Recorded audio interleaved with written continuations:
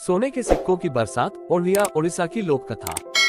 सोने के सिक्कों की बरसात लोक कथा ओडिया ओडिशा। ये कहानी फकीरदास नाम के एक कंजूस की है।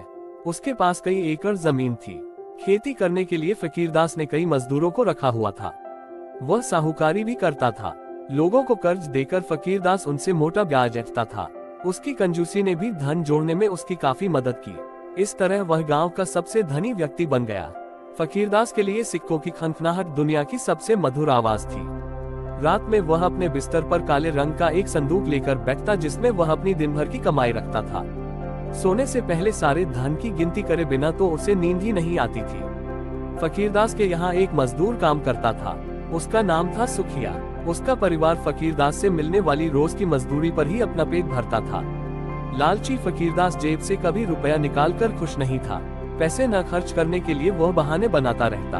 एक बार फकीरदास ने सुखिया को कई दिनों की मजदूरी नहीं दी। उसकी पत्नी और 5 बच्चों की भूखों मरने की नौबत आ गई। सुखिया दौड़ा दौड़ा फकीर के पास पहुंचा और हाथ जोड़कर गिड़गिड़ाने लगा, मालिक कृपया मेरी मजदूरी दे दो, वरना मेरे बच्चे मर जाएंगे।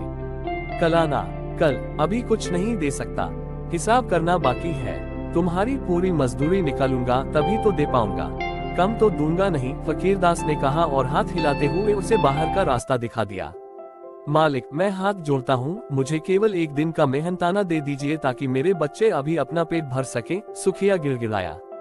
अरे कहा ना, कल आना, मेरे पास यही काम रह गया है क्या? बंद करो ये रोना धोना, जाओ यहाँ से, कहकर फकीर वहाँ से चला गया। इसके बाद वह सीधे अपने पुराने नौकर के पास जा पहुंचा और बोला, मुझे पता चला है कि कुछ जंगली सुअर मेरी फसल को खराब कर रहे हैं। खेतों की निगरानी के लिए मुझे आज रात जंगल जाना होगा। मालिक किसी को साथ ले जाना, रात में अकेले जाना ठीक नहीं। मूर्ख हो तुम, किसी को साथ ले गया तो उसे मेहनताना नहीं देना पड़ेगा। चिंता मत करो, मैं किसी ऊंचे से पेड़ पर मचान बनाकर बैठूंगा। आधी रात हो चुकी थी। फकीरदास बरगद के पेड़ पर बनाई हुई मचान पर बैठा था। धूप अंधेरा था और तरह तरह के जीवों की आवाजें आ रही थी। फकीर ने देखा कि बरगद के पेड़ के नीचे एक और अचानक हल्का सा प्रकाश बिखरने लगा है। उस रोशनी में न जाने कहां से एक ईश्वरीय आभा बनने लगी। फकीर अपनी आंखों पर विश्वास नहीं कर पा रहा था। ये सृष्टि के रचयिता भगवान ब्रह्मा थे जो एक मंच पर विराजमान थे। देखते ही देखते उनके सामने 3 पुरुष भी प्रकट हो गए। 1 माह के बाद आज पूर्णिमा की रात हम फिर यहाँ एकत्र हुए हैं। अब आप मुझे अपने अपने क्षेत्र के विकास से अवगत कराएं। स्वर्गदूत पहले आप कहिए, स्वर्गलोक का क्या समाचार है? ब्रह्मा जी ने कहा, सब कुशल है ब्रह्मदेव, सभी प्रसन्न हैं। उनमें से एक पुरुष बोला, शुभ समाचार है, अति उत्तम। नरकदूत अब आप बताएं, नरकलोक में सब कैसा चल रहा है? ब्रह्मा जी ने वहीं बैठे दूसरे पुरुष से पूछा, कुछ विशेष नहीं है ब्रह्मदेव। नरकवासी अपने पापों का प्रायश्चित कर जल्द से जल्द वहां से छुटकारा पाने की प्रतीक्षा कर रहे हैं। इसके बाद ब्रह्मदेव ने तीसरे पुरुष की ओर देखा और बोले, आप बताइए पृथ्वीदूत, पृथ्वी पर क्या हो रहा है?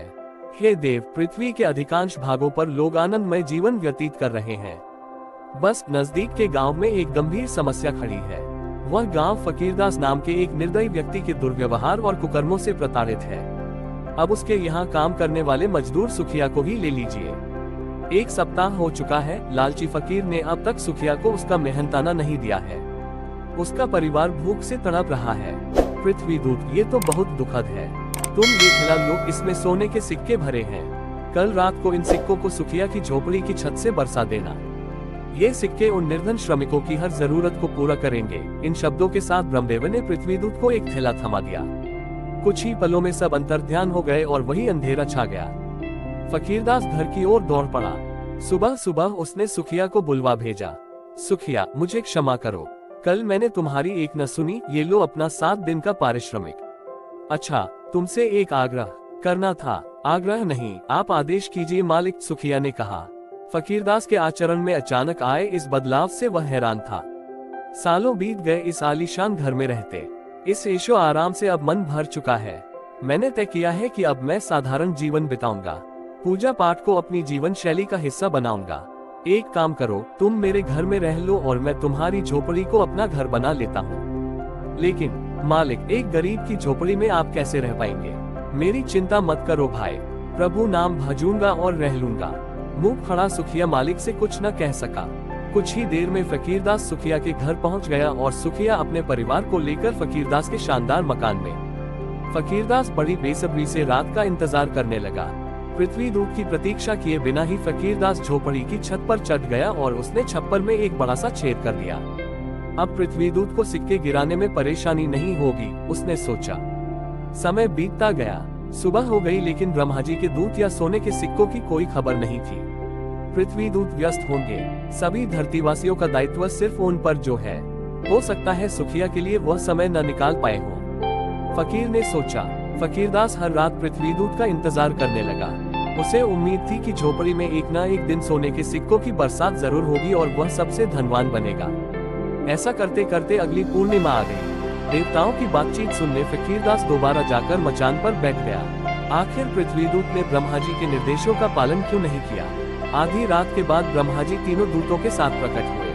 स्वर्ग और नरक की जानकारी लेने के बाद ब्रह्मा जी ने पृथ्वी दूत से पूछा, पृथ्वी दूत, क्या तुमने सुखिया के घर सोने के सिक्के पहुंचा दिए? क्षमा कीजिए ब्रह्मदेव, आपके आदेश का पालन करने के लिए मैं कई बार सुखिया की झोपड़ी पर गया, लेकिन मैंने जब भी नीचे झांका तो मैंने देखा कि वहाँ सुखिया नहीं, फकीरदास बैठा है और वह ऊपर ही नजर गड़ाए हुए है। मैं अदृश्य था, इसीलिए उसे दिखाई नहीं दिया। सुखिया की झोपड़ी में फकीरदास, तो सुखिया कहाँ है? ब्रह्मा जी ने पूछा। मैं दुविधा में पड़ गया ब्रह्मदेव। इसके बाद मैंने सुखिया को ढूंढा। आपको आश्चर्य होगा ब्रह्मदेव, सुखिया फकीरदास के घर में रह रहा है। अच्छा, तो ये बात है।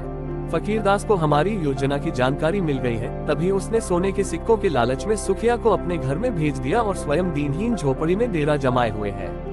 फकीरदास स्वयं को बहुत चतुर समझता है, लेकिन तुम्हारी समझदारी की प्रशंसा करनी होगी पृथ्वी दूत। ये बताओ सुखिया का क्या हाल है? हे ब्रह्मदेव, सुखिया आरामदायक जीवन व्यतीत कर रहा है। फकीरदास के पूरे मकान में अकेले न रहकर वह अपने परिवार के साथ केवल एक ही कक्ष में रह रहा है। शेष बचे कमरों में सुखिया ने कुछ बेघर परिवारों को आश्रय दे दिया है। फकीर के इस भव्य महल में एक विशाल बगीचा है जो अब तक खाली पड़ा था। सुखिया ने इसमें सब्जियां लगाई थी, जिन्हें बेचकर वह अपने परिवार का भरण पोषण करता है। अद्भुत! सुखिया ने सिद्ध कर दिखाया है कि वह कितना महान व्यक्ति है। वह मिल बांट कर खाना जानता है। दूसरी ओर वह लालची और क्रूर फकीरदास है जो अपने स्वार्थ के लिए किसी भी हद तक जा सकता है। उसके जैसे मनुष्यों की रचना कर मुझे लज्जा आती है, ब्रह्मदेव ने कहा। इतना सुनने की देर थी कि मचान पर बैठा फकीरदास आत्मग्लानि और पश्चाताप से भर गया।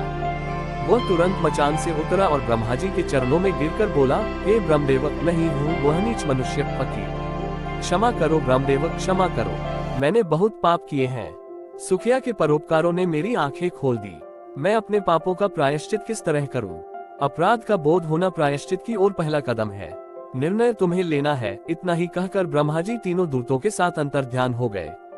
फकीरदास झोपड़ी में लौट आया और गहरी सोच में डूब गया।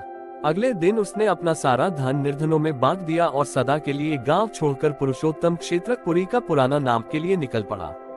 फकीरदास ने अपना शेष जीवन भगवान जगन्नाथ के चरणों में बिताया। मनमोहक लोक कथाओं पर नियमित अपडेट के लिए हमारे चैनल को सब्सक्राइब करना न भूलें, क्योंकि हम कहानी कहने की लौ को जीवित रखने का प्रयास करते हैं। हमारे किसी भी आगामी एपिसोड को देखना न भूलें, जहां हम भारतीय लोक कथाओं के खजाने से अधिक छिपे हुए रत्नों को उजागर करेंगे। हमसे जुड़े और इस अविश्वसनीय साहसिक कार्य का हिस्सा बने, क्योंकि हम आपको लोक कथा इतिहास, लोक कथाओं का अनावरण की मनोरम दुनिया में जाने के लिए आमंत्रित करते हैं। मंत्रमुग्ध और प्रेरित होने के लिए तैयार रहें।